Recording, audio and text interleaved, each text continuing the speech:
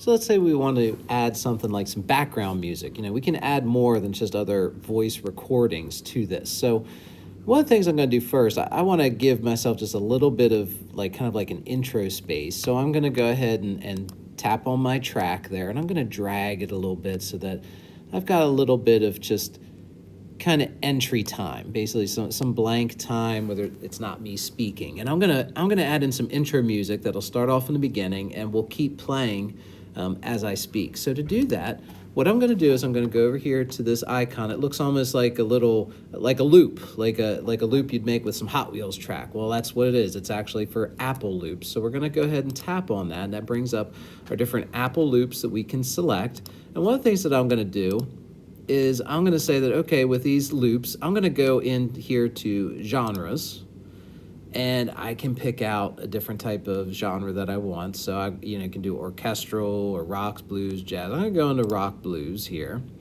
And what I can do is you can just kind of listen to some different stuff. Got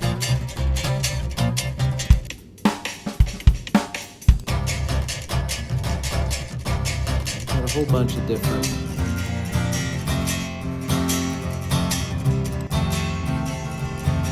let's say I find one that I like. So I'm going to go with this alt pop acoustic number 2. And what you're going to do is you're going to tap and you're going to drag it over to your project. Right. I'm going to tap and drag. Let's try that again. There we go. I tap and drag it over. And now here it is in my timeline. So now when I go ahead and I hit play. For me, teaching is rewarding when you get to see when students finally put all the pieces together and just have all of a sudden that connection. Now you notice that when I did play that the music did decrease in volume when I began talking. But if you think it didn't go down enough, like it's a little bit distracting me from what I said, well, we can go ahead and we can adjust that. So if I go down here to where this little bar is here and I tap and drag over, that brings me a little bit of a better view. And here I've got an overall volume for my music track. So I'm just gonna kind of turn it down to like maybe the middle here. And now when I hit play.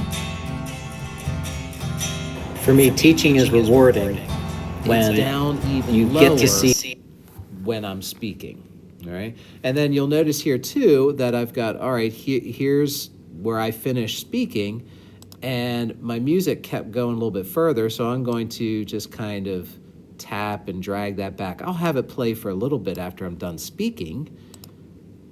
They finally get it. And then have it end right there. All right, so again, that's all just going right here into those loops. And you can search, there's a bunch of different genres that are in there, so even if you want something that maybe sounds a little more, classical,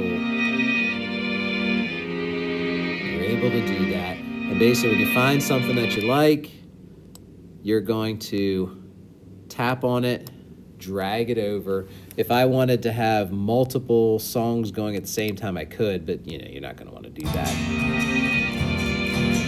For me, teaching is rewarding when you get.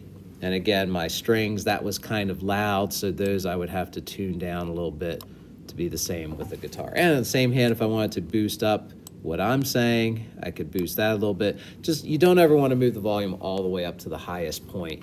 That's going to sound lousy. All right, so again, that's what you do to add some background music into your project.